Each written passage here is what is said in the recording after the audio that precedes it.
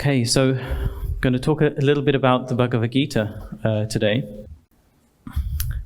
Part of my duty as a Swami, so I'm a Hindu monk. I've been a Hindu monk since 2007. And part of my duty is to travel around the world to various countries and to take the teachings of Hinduism. Hinduism is one of the world's religions. And one of the most, widely known scriptures out of many of the Hindu scriptures, there are literally thousands, and one of the most widely known is the Bhagavad Gita itself. On your tables, you'll find a little card. So in front of you, it will have a little picture. We have a temple in Germany, about 90 kilometers west of Frankfurt. And in the temple, we have many, many paintings. We love to make the pictures of the lives of the divine.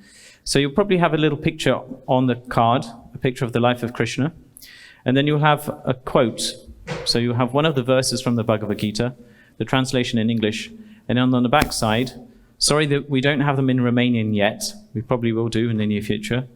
And then we have a commentary of this specific verse by Paramahansa Vishwananda. So, Paramahansa Vishwananda, he's a God-realized master. He's been traveling around the world for 25 years and giving people the experience of the divine.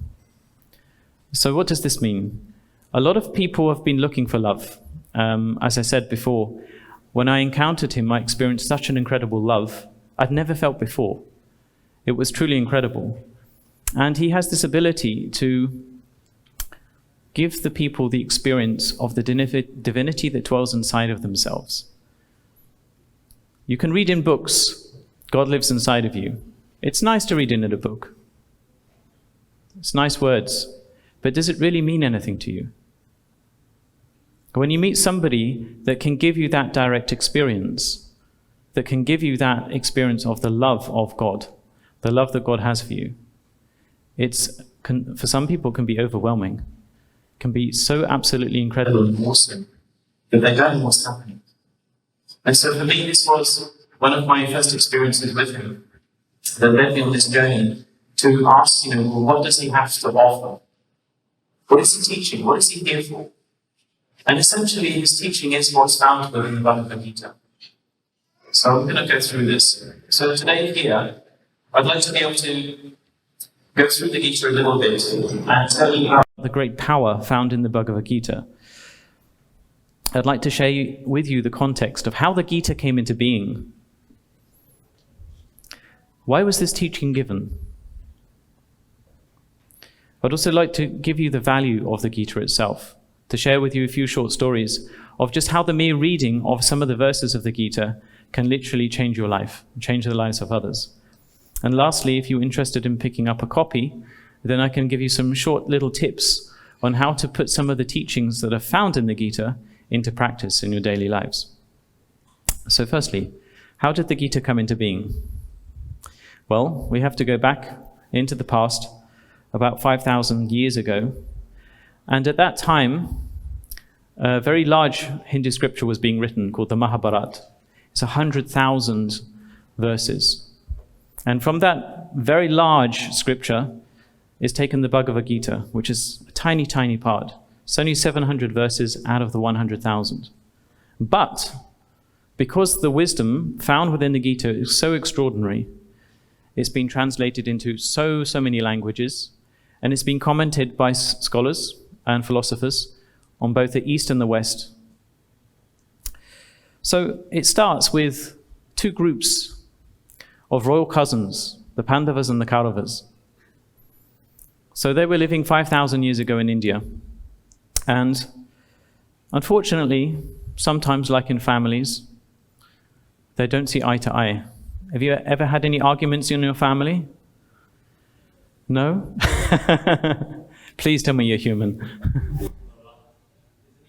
Yeah, for sure they would say yes. So anyway, they didn't see eye to eye. The Pandavas represented the righteous qualities. They lived very righteously, and they lived according to the laws in society and the laws set down in the scriptures. But their cousins, the Kauravas, they didn't live righteously. They were very unrighteous. In actual fact, they set out to steal everything away from their brothers that was rightfully theirs. And they did. So the Pandavas, they tried to regain what was taken from them. They each had half of the kingdom. And the Pandavas, their half of the kingdom was taken by the Kauravas, and they promised to give it back. But then when the time came for them to give it back, they didn't want to give anything. The promise was broken. And so they had nowhere to live, no way to survive. The only thing that they had to do was try and ask and petition them peacefully, can we have our part of the kingdom back?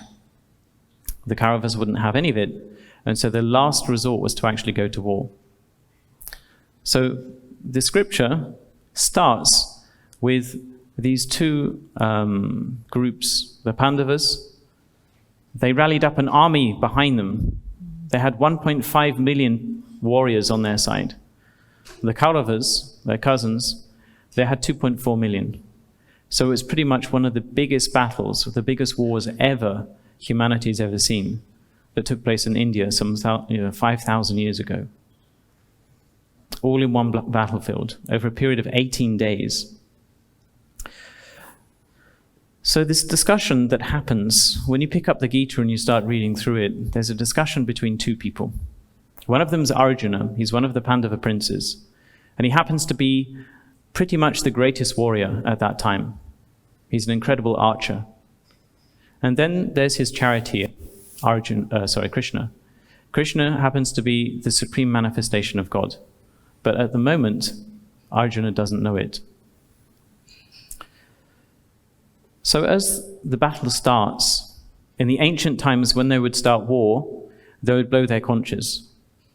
And this would herald the beginning of the war.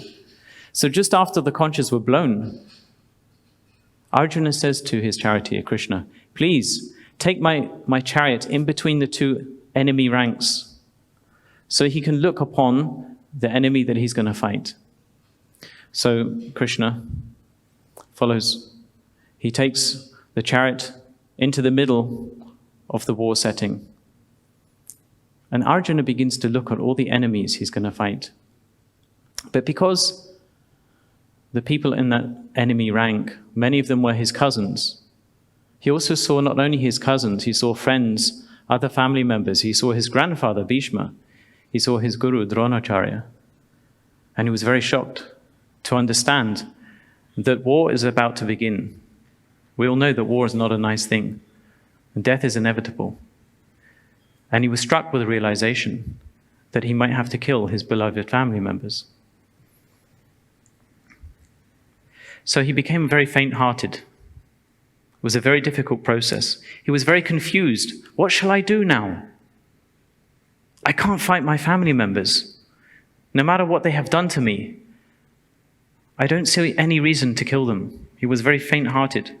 So one of the verses in the Gita, as I'm going through and doing the talk, I will revert to some of the verses found in some of these chapters. So Arjuna says, even though the Kauravas, my cousins, whose minds are overpowered by greed. How many of us, at some point in our life, our minds have been taken over by this quality of greed? We want more and more. When you was young, did you ever perhaps go into the kitchen when your mother wasn't looking and the purse was on the side and you thought, she won't notice, I'll just take a little bit here and go and buy some crisps in the supermarket? So that quality of greed, when it becomes really inflated, it can be very damaging. So the Kauravas, they were in that state of greed. And Arjuna says, their minds are overpowered by greed, and they see no evil in destroying their family and betraying their friends. Why should we, O Krishna, who do recognize the evil, engage in such sinful deeds? So Krishna was just listening to Arjuna, making excuses as why not to fight. He was in complete distress, emotional meltdown. Now the question is, how many of us have been in that state where you're in that state of emotional meltdown? Life's boxed you into a corner and you don't know what to do. You don't know where to go. You're confused. You don't know how to move forwards. It feels so uncomfortable, but yet you don't know what to do. So in this instance, essentially, Arjuna wants to run away. He wants to escape. But running away doesn't really solve the problem, does it? We weren't born to experience life, to run away from it. The only way is through.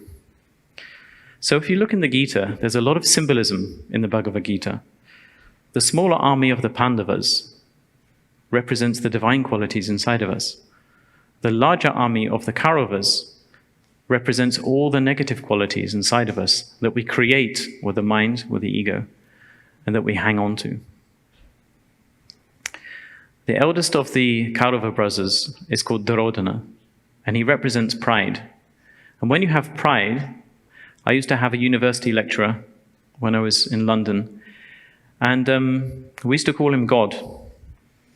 Not for all the right reasons, because we could always tell when he was about to enter into the lecture theatre, because his ego would come in 3 minutes before him. He would walk in like this, literally. Look at everybody. And then when everybody would start quiet, then he would start. So in the same way, wherever pride is present, many of the negative qualities will follow. So this is what the 99 brothers of Duryodhana represents, all the negative qualities that manifest in our lives when we have pride. Now Arjuna's grandfather Bhishma, he was actually a very righteous man. And he made a vow to protect the throne that 5,000 years ago. Unfortunately, there was a very corrupt king sitting on that throne. We can have good intentions in our life, but sometimes our good intentions, there's a saying in English, the road to hell is paved with good intentions. Now the question is, if we make a good intention, is it to support the right cause? Or perhaps is the good intention used in another manner, which turns out to be destructive, negative? This is exactly what happened to Bhishma. He was very righteous, but he vowed to protect something that turned out to be very unrighteousness. So the battlefield where they were doing the war, where the war was undertaken, it represents the human body. It's called Kurukshetra. Have you ever seen those Tom and Jerry cartoons where Tom is thinking about killing Jerry, the little mouse? He's got his frying pan in his hand, and he's just about to hit this poor little mouse, and then an angel pops up, and the demon. And the angel's going, no, don't do it. And the demon's going, yes, do it. And this is that dialogue that we often have inside of ourselves. We have a conscience. We have that feeling within inside of our hearts. But do we listen to that quality, that feeling? We have that feeling of, yes, this seems to be right. But sometimes we push that to the side and go, no, my desire is too strong. I'm not going to listen to it. So Kurukshetra represents the human body, where this battle of righteousness and unrighteousness is played out. So after 18 days, a long war, let's say, well, for those times, eventually the Pandavas win. But they only win for one reason, because they aligned themselves with Lord Krishna. There was no other way that they could have won. Krishna was an advisor in the war. He stated, I will not fight. So they followed his advice, his instructions, step by step, until eventually they were victorious. Just imagine you're on a war. It's not unrealistic these days, is it? It's on the doorstep. And you're in an army that's half the size of the other. You would be a bit scared, isn't it? A bit worried. What would happen? But if you knew that you had God on your side, would you have that faith and that trust that you could win? This is what the Gita represents. And it tells the story, the beginning of the story, of how Arjuna was victorious.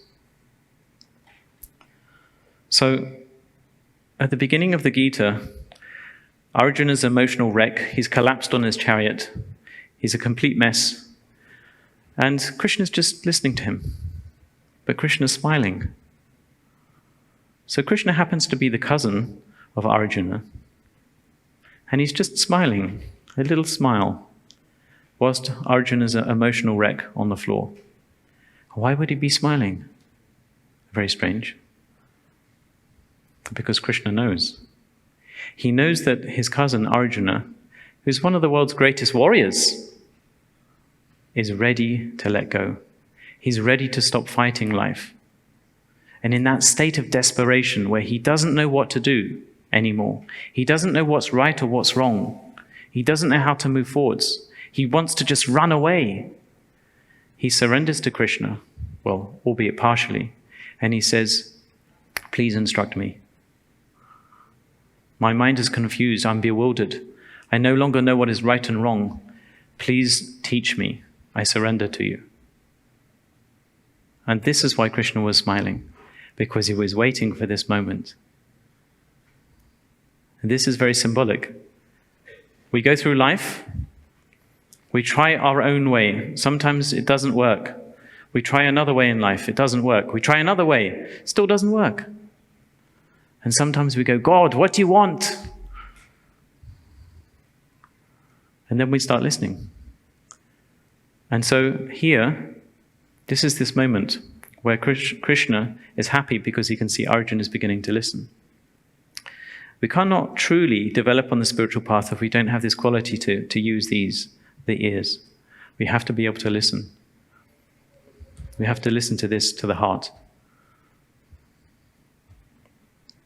So God's waiting to come onto the stage to support us in life. So the Gita really starts here with this, let's say in chapter 2, verse 7, where Arjuna surrenders to Krishna and Krishna starts instructing him. Now, when somebody's really depressed in life, I don't know about you, I've been there a few times in life.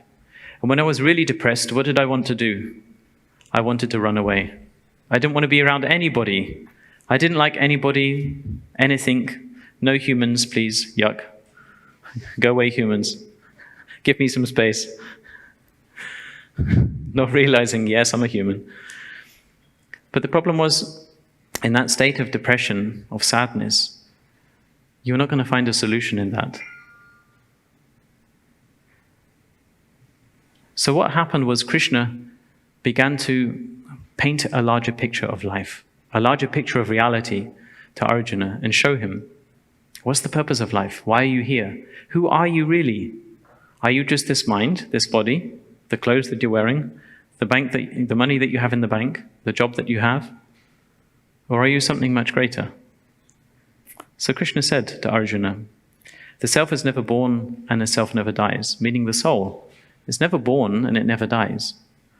It has always existed and will never cease to exist. It's unborn, eternal, everlasting, most ancient. Before this universe was created, you existed. So you're very, very old. Perhaps you're in your 40s, your 50s, your 60s. That's just your body, but your soul is eternal. So Krishna went on to say about how the soul moves from body to body. He said, as a person casts off worn-out garments and puts on new ones, so does the embodied self cast off its worn-out bodies and enter into new ones.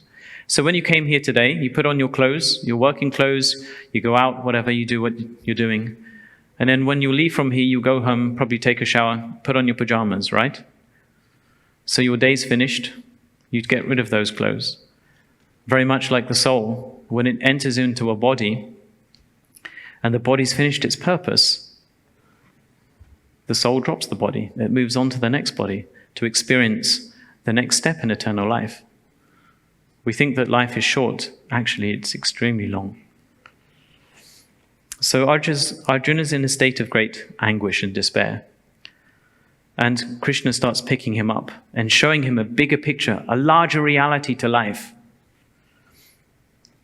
And he continues to teach him, how is it possible, even though you're a great warrior, because Arjuna is very concerned, that if he ends up killing any of his family members, he could go to hell. He could commit a great crime, a great sin.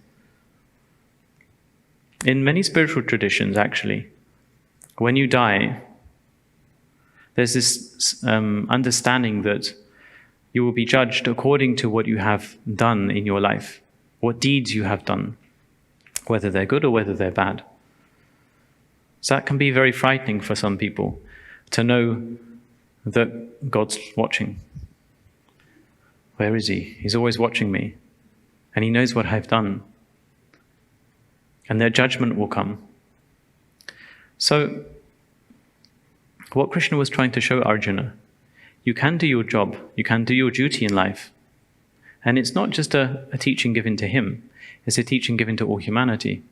Whatever your duty in life is, you can do your work and you can do it impeccably, absolutely perfectly, without incurring any karma, any sin. Now, the difficulty is we're very attached to many things in life.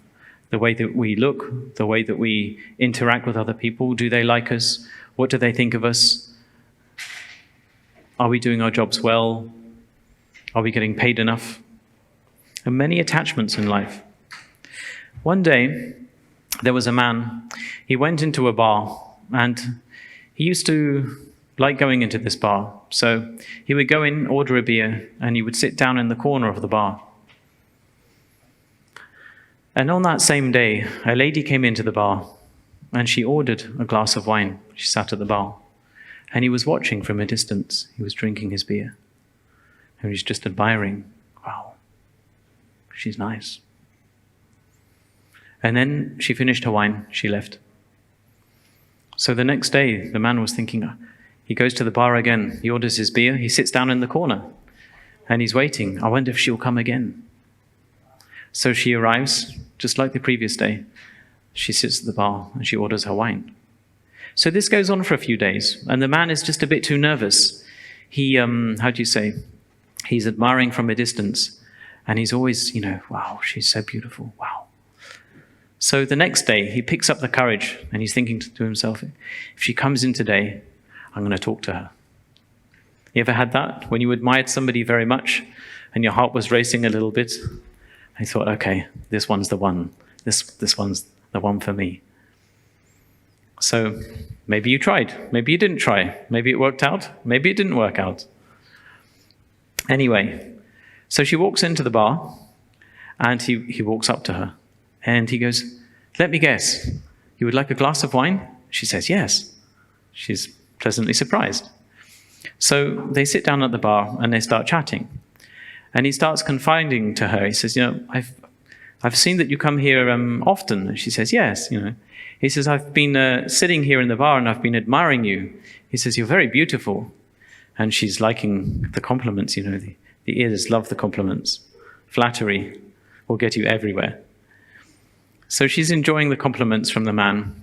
So she finishes the wine. He finishes his beer. She says, why don't you come back to my place? So the man's thinking, great.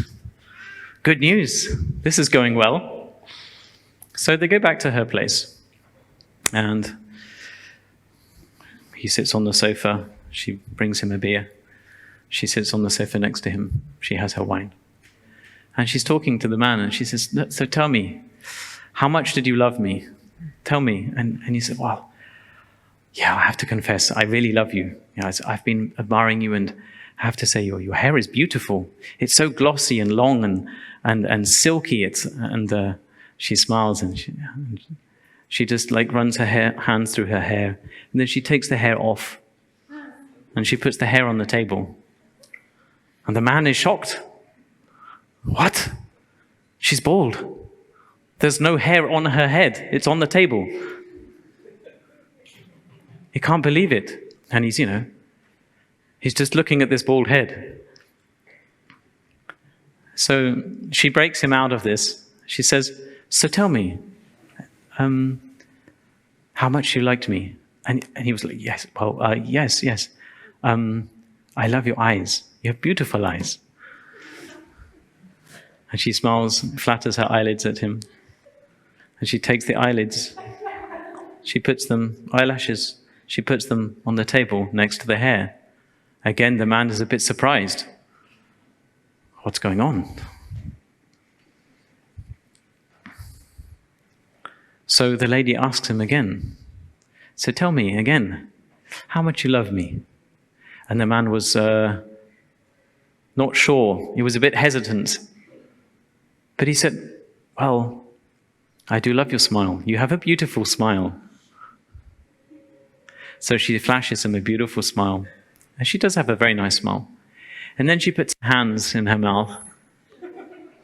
She takes the teeth out and she puts them on the table, next to the eyelashes and the hair. And then she says, how much do you love me?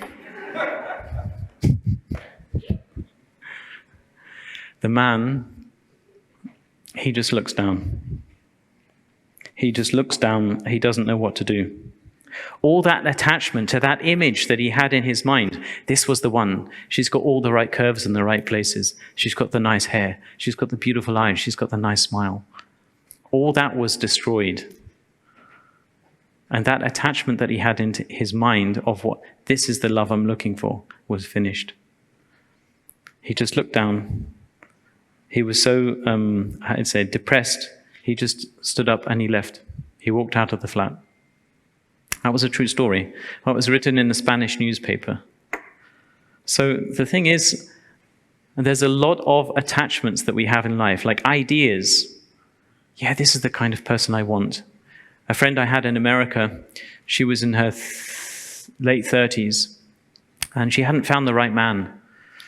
And I said, well, what kind of, have you dated any men? And she says, yeah, I never found the right one, never fulfilled all the requirements. I said, well, what kind of requirements do you have? And she showed me the list.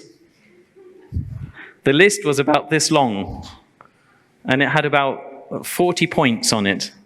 Has to be 6 foot, maybe a six-pack, earns about at least 100,000 a year, drives a certain kind of car, has a house, might have children, but they're all left. They're at university, so I can have time with him. And this list was pretty exhaustive, you know. So we have so many ideas, attachments in our minds, in life. But how many people are really prepared to love without any condition? That's a question.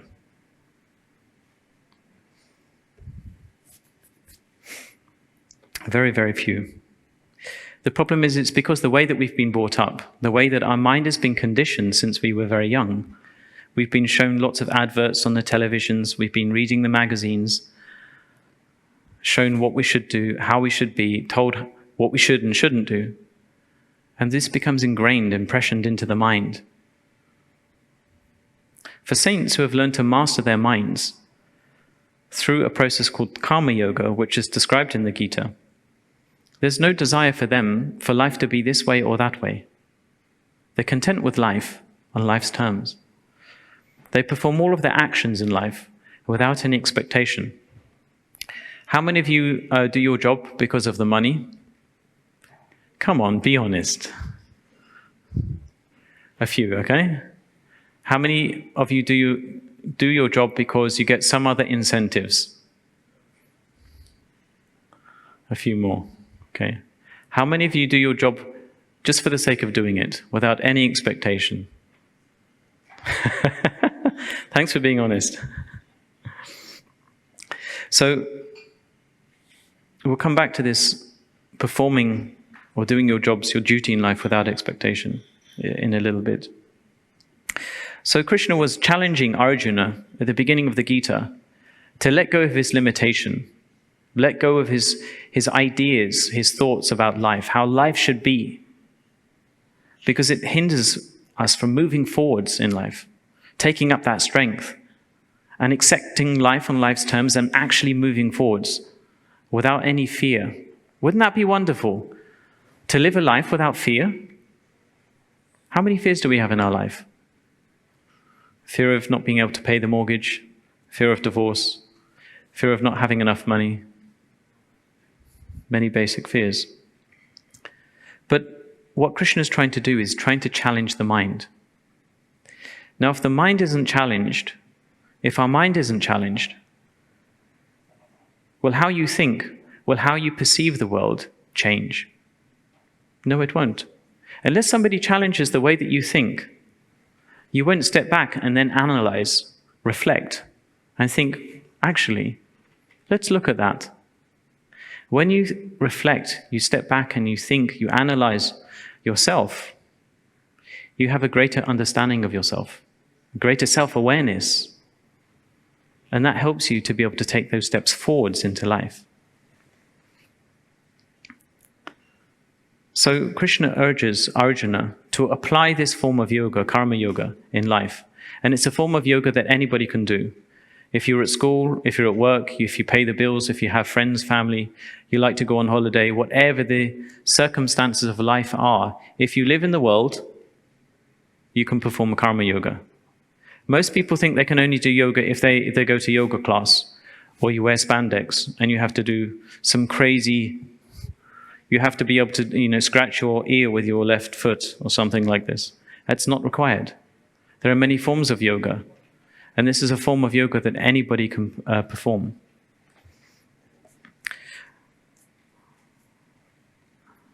So if one is able to perform karma yoga, one is able to come to that level where they're able to control the mind and detach from the actions that they're performing in life.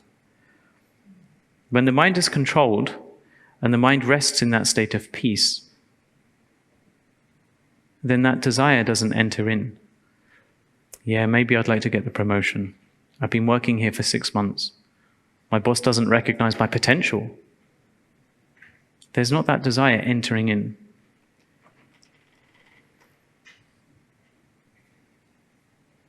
So if saints who've mastered the mind, they perform all the actions in life without desire, you might ask, well, why do they do what they do? If they don't desire to do their job anymore, why do they get out of bed in the mornings? Why do they go to work? They do it for the benefit of others, purely. That's the reason why they do it. In Hinduism, we have this saying, loka sangraha, meaning for the benefit, for the welfare of everybody. So Krishna says, chapter 3, verse 25, just as the ignorant act with attachment to their work, so should the wise act without any attachments, thinking only for the welfare of the world. So for people who live in the world, there is a way to become completely free. To create that inner stillness, to become free from desire that enters into the mind, fear, anxiety, pressure from other people. Wouldn't that be wonderful to be able to be completely free in one's life? Devoid of fear. That's possible. And Krishna gives the steps, the methodology on how to attain that. So such saints live in the world, they have nothing to gain, but yet they function just purely for the benefit of others. That's unconditional love. It's unconditional service. Whatever service comes into their life, they'll perform that service to whomever, whenever, wherever they're serving. And they don't expect anything back. How many of you are servants?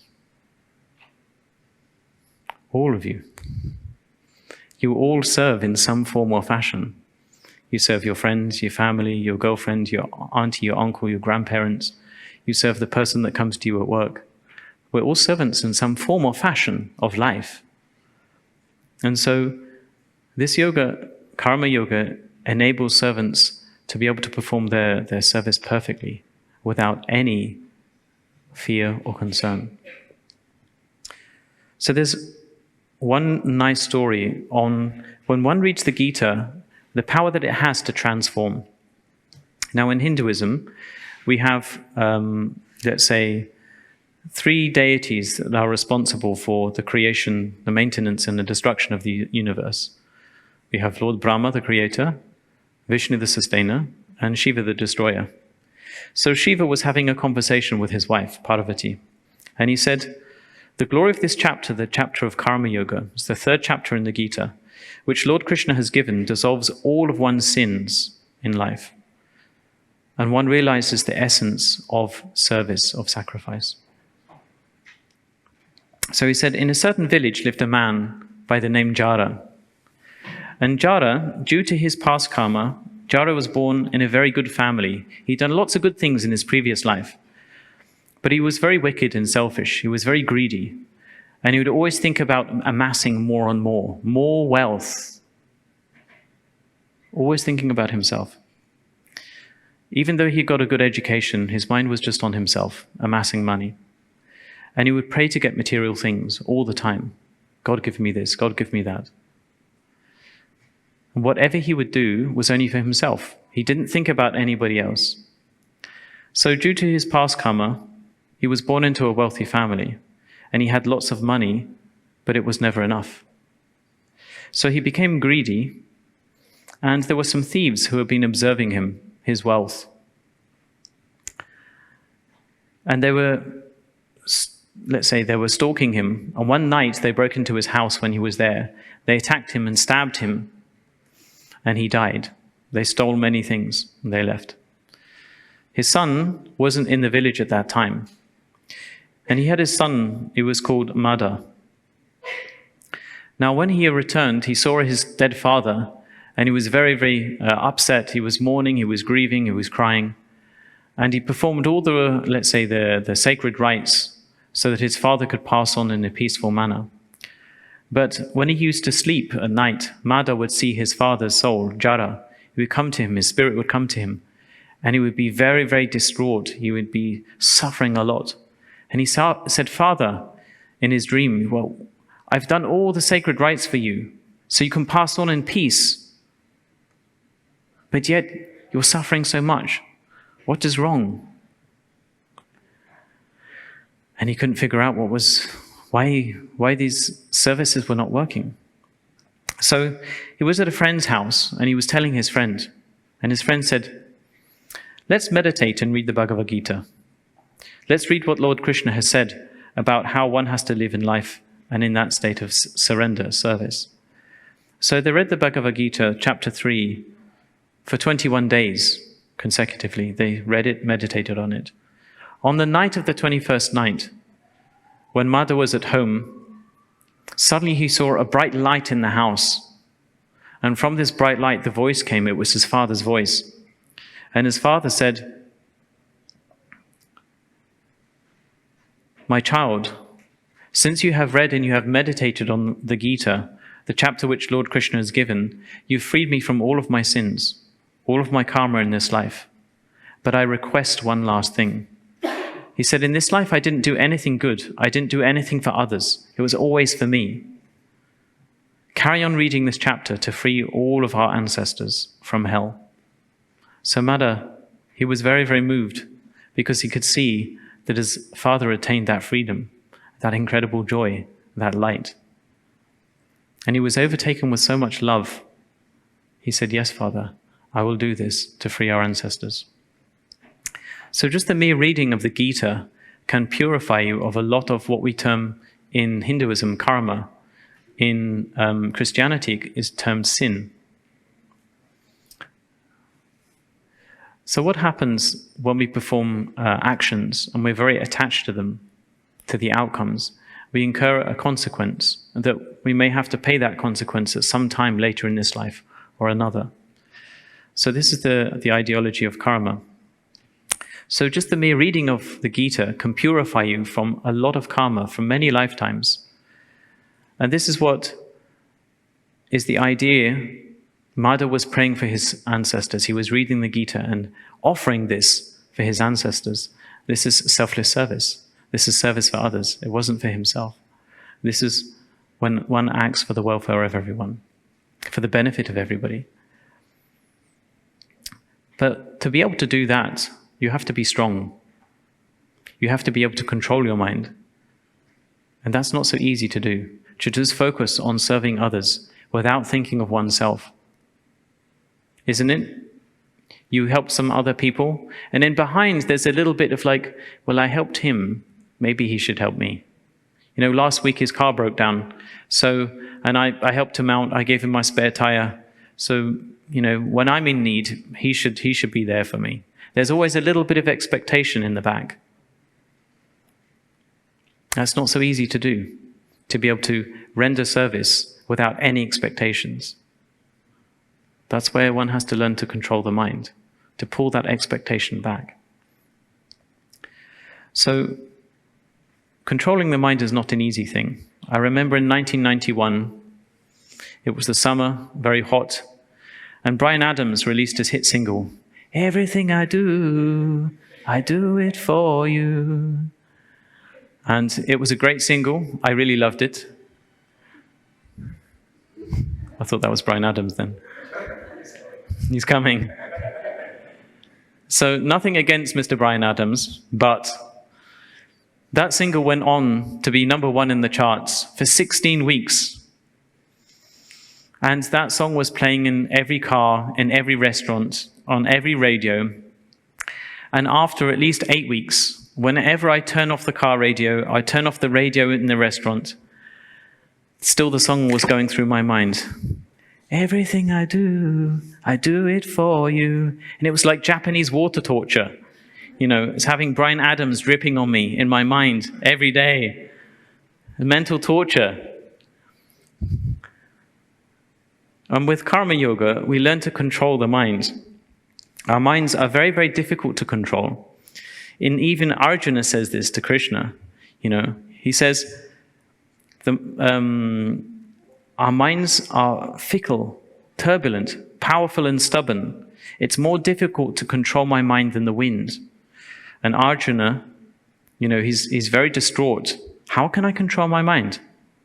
Krishna says the mind is undoubtedly chaotic and hard to subdue, so hard to control. But by repeated practice and renunciation, it can be brought under control. It is possible to control your minds. So what happens when the mind is completely calmed? When your mind becomes into that very calm state, that very, very quiet state, something awakens inside. Some people call it the higher consciousness. It's a level of consciousness that lies dormant inside of you. When your mind goes into complete silence, the consciousness is awakened. And that begins to become active. And through that, one begins to perceive the divinity inside of you that perhaps you haven't seen for many lifetimes. So some years ago, Paramahansa Vishwananda was running a silent retreat in the ashram in Germany. So I'm from Germany. He has his international ashram there. And it's a retreat about cultivating this quality of inner silence, so calming the mind.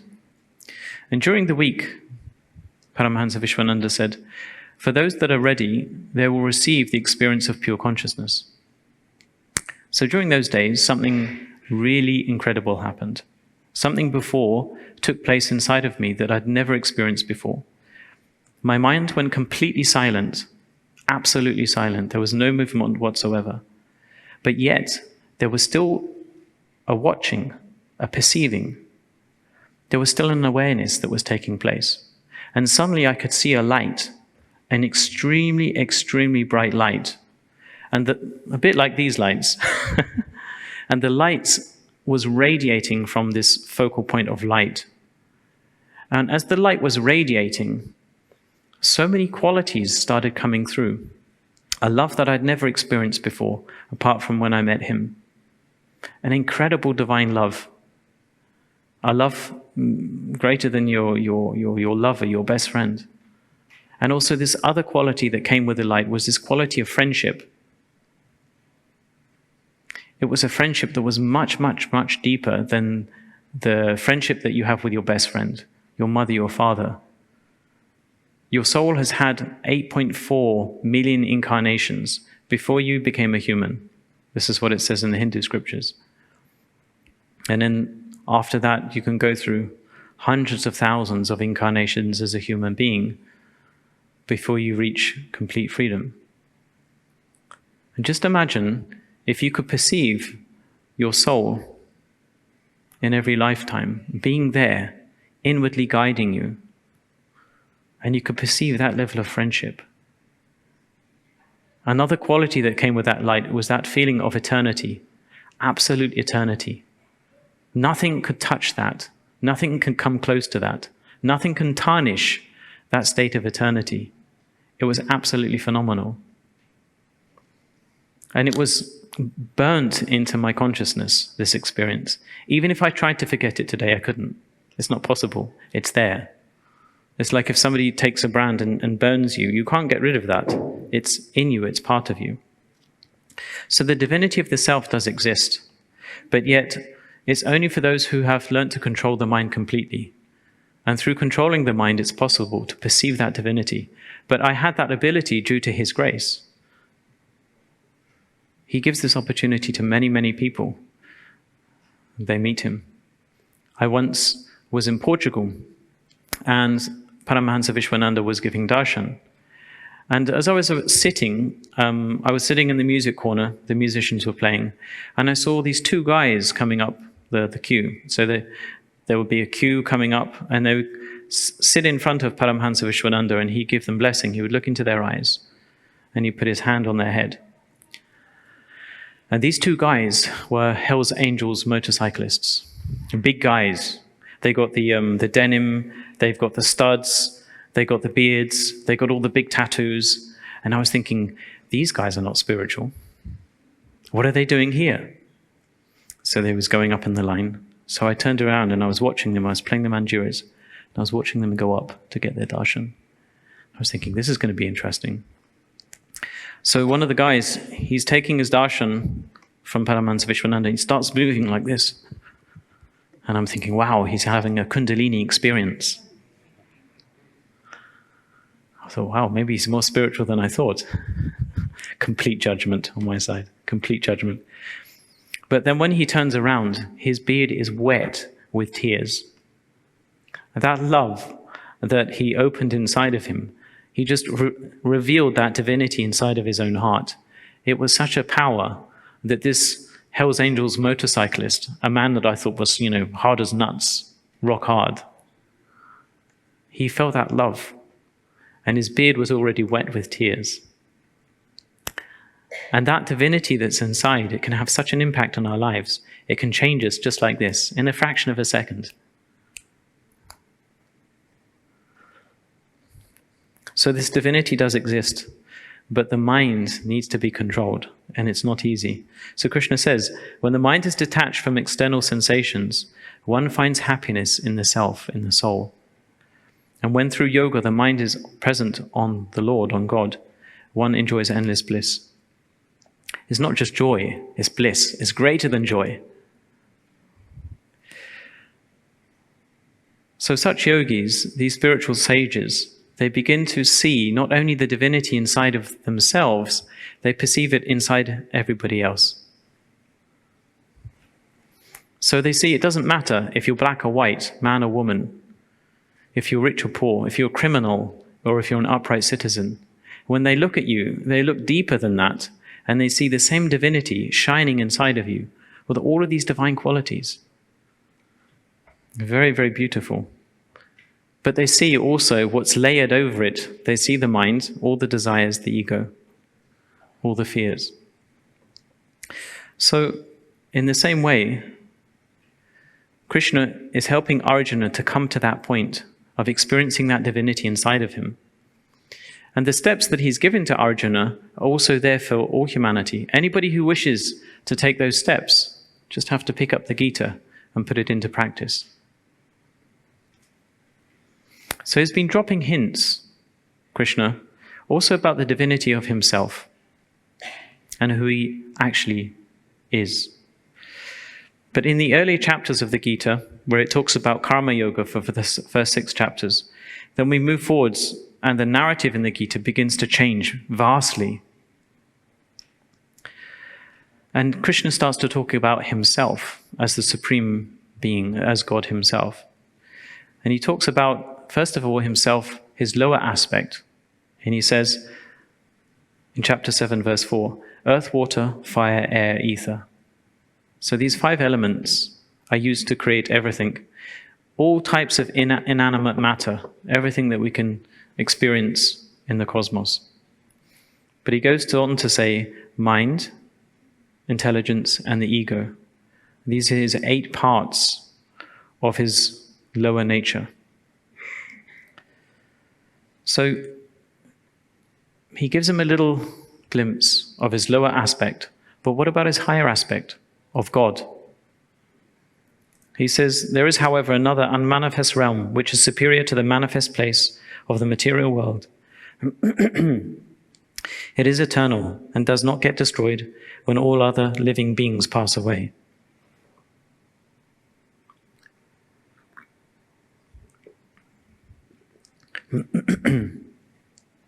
So there is an eternal realm which is beyond this universal existence. The Big Bang happens, everything comes into being, and then gravity takes over and it implodes. And then the Big Bang happens again. It expands, then it implodes, and it goes on and on and on. Krishna wanted to give Arjuna the experience on the battlefield of only a tiny fraction of himself. He wanted to give Arjuna this understanding of this universe. And he wanted to see himself in relation to everything. Because sometimes in life, when we find ourselves stuck, we don't understand why we're here, where we're going, what's the purpose of life? Sometimes we need a bigger picture. So Krishna gave him that bigger picture. He helped Arjuna to experience everything in the totality of this universe. And it was still just a fraction of himself. Krishna said, with just a fraction of myself, I sustain this whole universe. And Arjuna says, in that cosmic form, Arjuna saw the entire universe with all of its divisions situated in one place, all within the body of God. So he was saying that there are many universes present within the body of God. God is so vast. There are many universes, not just one, there's many, all present within the divine, within the ultimate, the supreme being. And God is much more vaster than we could ever imagine.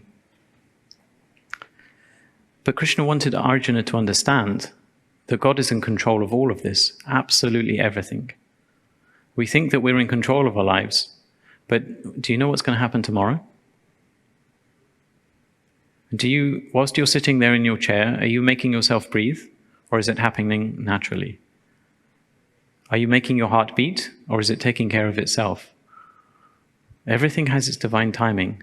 Everything's under the control of the divine, whether we perceive that or not. And so God being in control has brought many souls into this experience of the universe, to experience all types of limitation. I don't have enough love. I don't have enough girlfriends. I don't have enough boyfriends. I don't have enough money. I don't have enough time for myself. Or maybe I'm too rich. I don't want to be noticed. I'm too famous. There's so many types of limitations in life, and the souls come in to experience every form of limitation so that eventually it can transcend this universal realm and return back to where it came from. But the method to break free of these limitations and this, let's say, conditioning is through the process of karma yoga. But then Krishna goes on to talk about another form of yoga, where dhyana yoga, he says you have to control the mind by performing meditation and focusing the mind on the divinity inside of oneself. He goes on, after talking about dhyana yoga, he goes to talk about bhakti yoga. He says, focus your mind on me, be devoted to me, offer worship to me, bow down to me. Engaging your mind in this way, holding me as the supreme goal, you will surely come to me.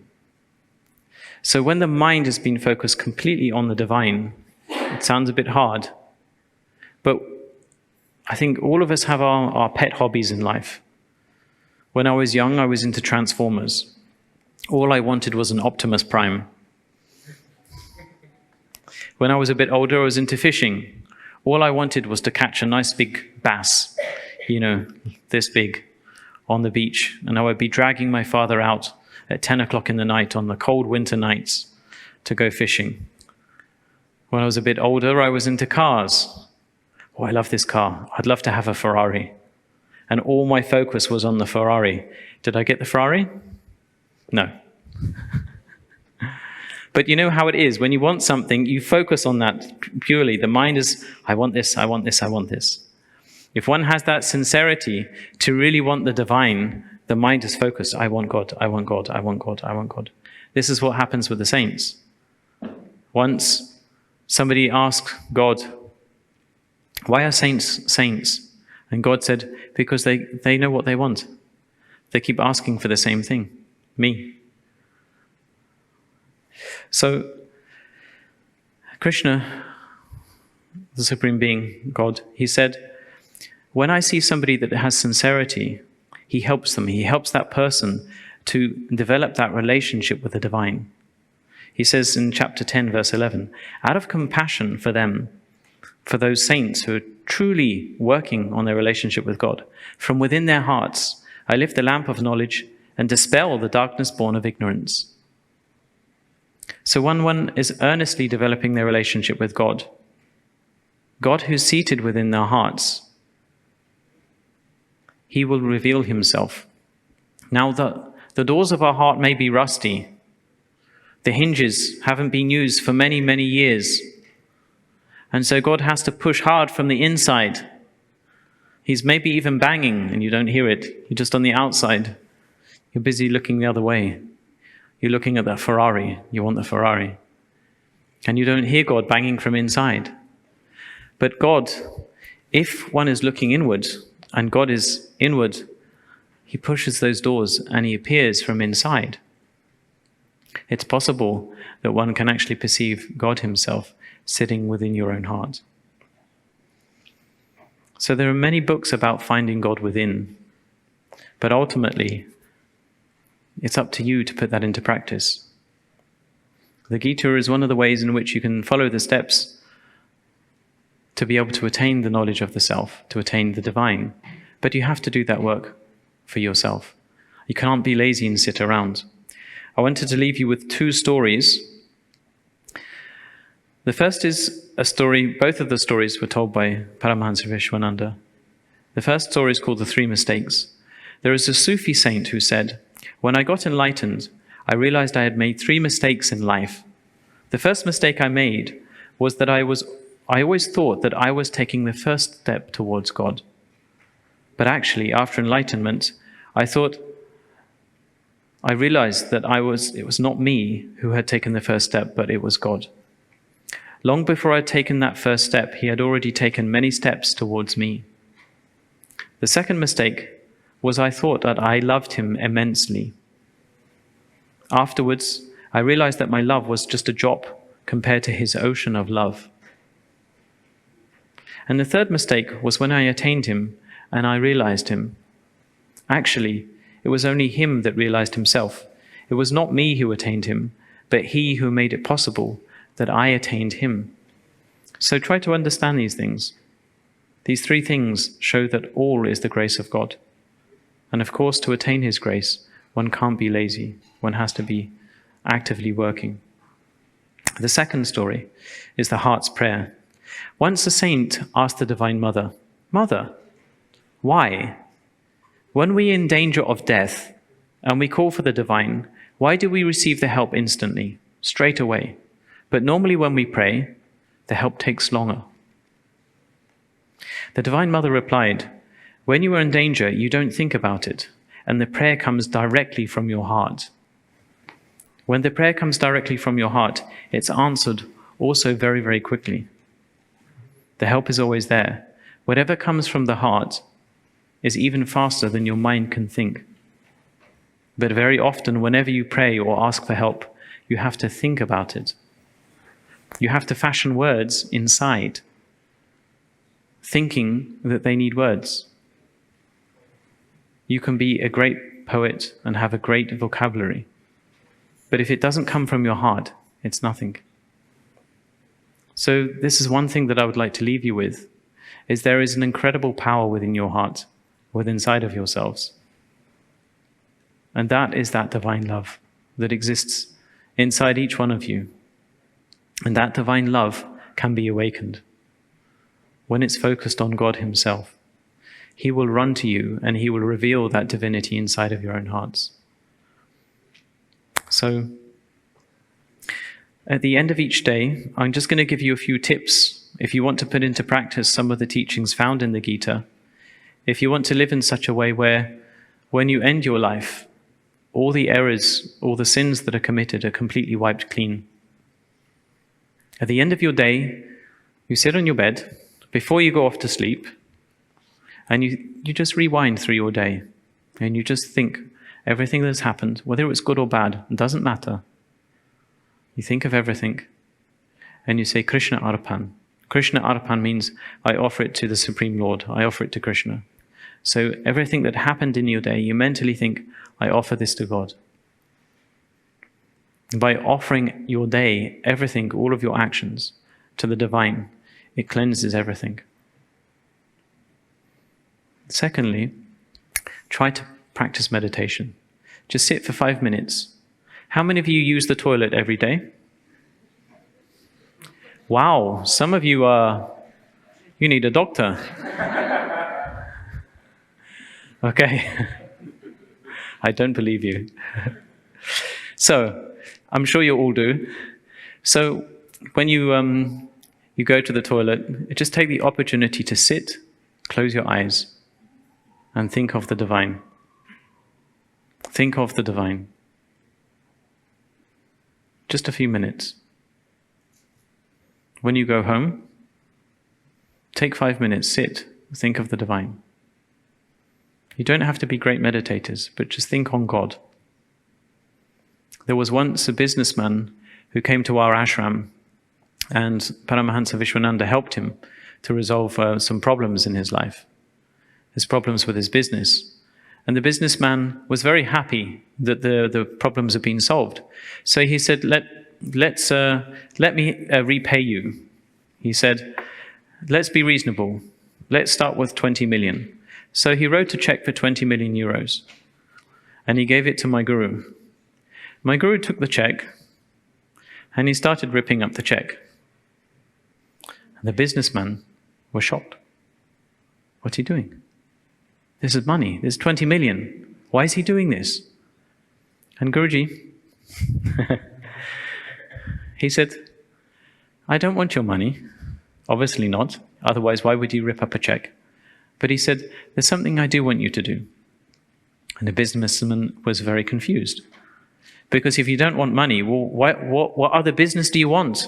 That's how businessmen work most of the time. It's money. So he said, there's something that you can do for me. So the businessman was very concerned. What? And he said, I would like you to pray for 5 minutes a day to God. And the businessman, he said, what? Pray to God? No, I don't even believe in God. I can't pray to God. And he said, just 5 minutes. And he was like, and he sat down, and he was having a real big process. He would have rather given him the 20 million. It was much easier. And he was struggling with this. Oh, pray, I've never prayed. And then he thought, okay. After about 5 minutes of sweating, going through a process, the businessman said, okay, all right. And they made the deal. And he left. We never saw him again. I don't know if he's praying 5 minutes every day still, but Guruji was very happy with him because he was just focusing on his relationship with the divine. And for him, that meant much more than 20 million. Another easy tip that you can put into practice is take 15 minutes of your day, perhaps when you go to work, or you're at home with the children or the family, and just think, okay, within the next 15 minutes, whatever actions I perform, I'm not going to be attached to them, or I'm going to try not to be attached. And just watch the clock. So your boss comes along, asks you for something, and you look to see, am I attached to doing this or that? Or my wife nags me, turn off the football. Yes, okay, whatever. Oh yeah. I'm attached to watching the football. Okay, no problem. Bloop. Off goes the football. So there's many small things in the way we get attached to things. If we can learn to just bring in 15 minutes of learning how to detach from life's circumstances, can help us to become more focused. And that 15 minutes can become 20, half an hour, an hour. And then that can revolutionize the way that we live on a day-to-day basis.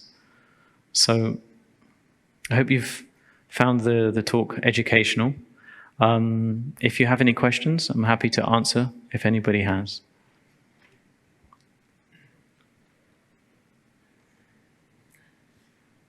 Mayatita, do you have a question? Okay, no. Okay, then thank you very much, Jai Gurudev.